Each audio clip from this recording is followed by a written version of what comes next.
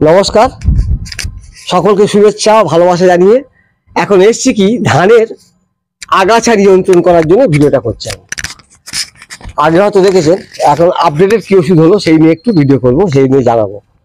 এখন এখন মানে আগাছাকে দুটো ভাগে ভাগ করা হয়।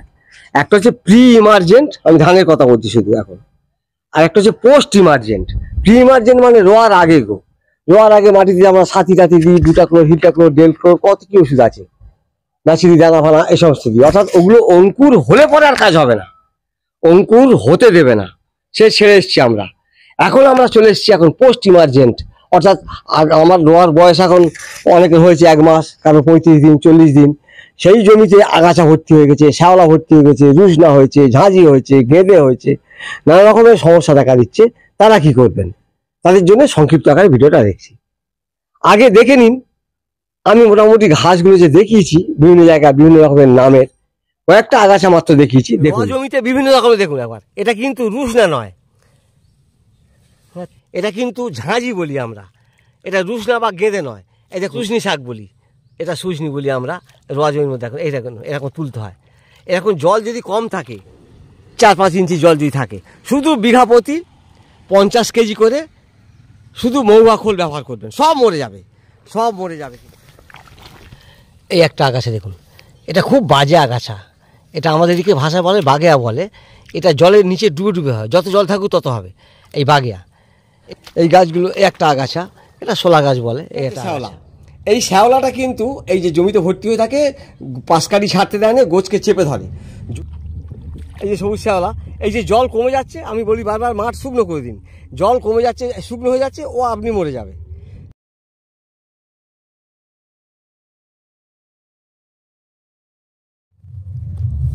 এইগুলো এক এক জায়গার লোক এক এক রকম কথা বলে।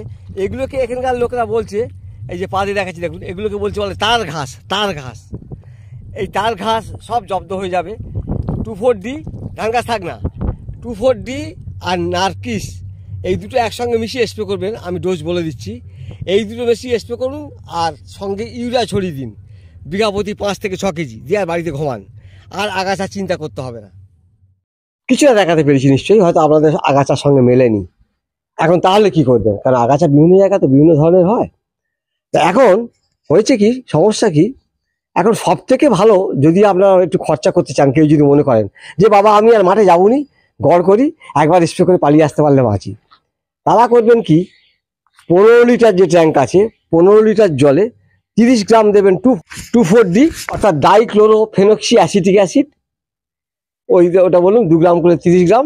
আর সেই সঙ্গে দেবেন সেই 15 লিটার জলে মাত্র 8 থেকে 10 মিলি, আচ্ছা 10 মিলি দেবেন নার্কিস, আদামার নার্কিস দেবেন।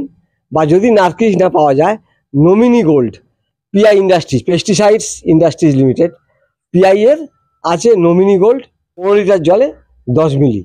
আর সেই সঙ্গে 30 গ্রাম 2,4-D একবার ছড়িয়ে দেবেন। আর 2,4-D যখন দিচ্ছেন, একবার ইউরিয়া ছড়িয়ে দিয়ে, কারণ তো গাছ একটু হলুদ হয়ে যাবে, দিয়ে চলে আসুন।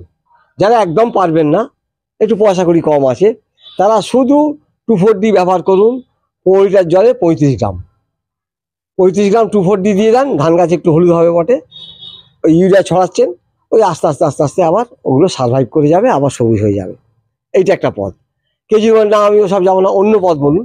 তাহলে তাদের গ্রানাইট ডাউয়ের খুব ভালো ওষুধ। গ্রানাইট লাগবে 15 লিটার জলে মাত্র 5 মিলি, মানে একটু নজলটা ভিতরে দেবেন, তাতে ধান গাছে একটু পড়লে অসুবিধা হবে না। ভিতর দিয়ে স্প্রে করবেন, সব মারা যাবে। চওড়া পাতা, সরু পাতা, পাতি, ছুঁচো পাতি, যা বলেন আপনারা, চেচকো, কত রকম নাম, সমস্ত ধরনের আগাছা মারা যাবে। ওটা করতে পারেন। সেই না আমি ওটা করবো না, তাদের বলবো কাউন্সিল অ্যাক্টিভ, বাইরের কাউন্সিল অ্যাক্টিভ, ট্রায়াফেনন আর ইথক্সি সালফিউরন, এই দুটো আছে ওষুধ।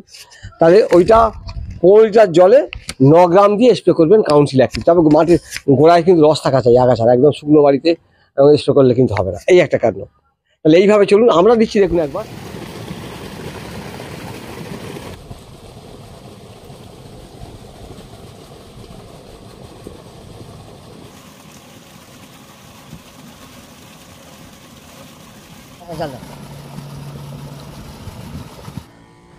নমিনি গোল্ড স্প্রে করা চলছে।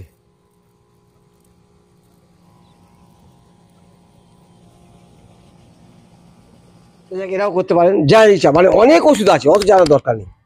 সব থেকে ভালো আমার সেরা ওষুধ হলো গ্রানাইট, যেটা বললাম। আর অভাবে যারা পারবেন না, গরিবানা মতে বাবা 2,4-D। আর কেউ যদি বলেন মাঠে যাবো না, একটু পয়সা আছে, 2,4-D আর সঙ্গে হচ্ছে আপনার নার্কিস বা নমিনি গোল্ড। এই হচ্ছে ট্রিটমেন্ট। স্যাঁদলা হলে এত প্রশ্ন আছে, স্যাঁদলা, সবুজ শৈবাল, সবুজ শৈবাল স্যাঁদলা হলে, কেউ বলছে ভটকা হলে, কত রকমের সব নাম। সবুজ শৈবাল হলে জল কম থাকলে, আমি বলেছি 8-9 ইঞ্চি জল থাকলে সব থেকে ভালো হচ্ছে 1 বিঘাতে 50 কেজি মৌয়া খোল, সমস্ত কিছু মরে যাবে। কিন্তু রোয়ার বয়স 35-40 দিন যেন হয়, না গাছ কমে, ধান গাছ কুচি অবস্থা থাকলে মেরে দেবে তাড়াতাড়ি দিলে। সব দেন না, ওটা তো পরে সার হলো, জৈব সার হলো, কেন কেমিক্যাল দিতে যাবেন? যাদের সুযোগ আছে, যাদের 1 হাঁটু করে জল, আমাদের এই মাঠগুলোতে 1 হাঁটু করে জল, ওখানে মৌয়া খোল দিয়ে কায়দা করা যাবে না, প্রচুর লাগবে, বস্তা বস্তা লাগবে, পয়সা কুলাবে না, মানে পড়তে হবে না। তাই জন্য বললাম এইরকম ব্যাপার। আর কেউ যদি বলেন যে ওই একটা স্যাঁদলা বলুন বা ভটকা বলুন চাষির ভাষায়, যদি মারতে চান, সব থেকে সেরা পথ আমি বলেছি, তবু একবার মনে করিয়ে দিই। 1 কেজি ব্লাইটক্স পাউডার, না পাওয়া গেলে কিউপাসল, কিউপ্রাটি, ব্লু কপার, এই এই তামাঘটিত ওষুধ 1 কেজি, তার সঙ্গে 4 কেজি আপনি ইউরিয়া নেবেন, নিয়ে একসঙ্গে পাইল করুন, নিয়ে ওই 500-600 গ্রাম করে পাতলা গামছায় পুঁটলি করে বেঁধে নিয়ে, আর 5-6টা গোছ ছাড়া ছাড়া একবার করে জল দিয়ে টেনে চলে যান, ওতে কিন্তু এগুলো মারা যাবে। কিন্তু ওতে খরচা বেশি পড়ে যাবে, এই জন্য আমি বলতে চাইনি।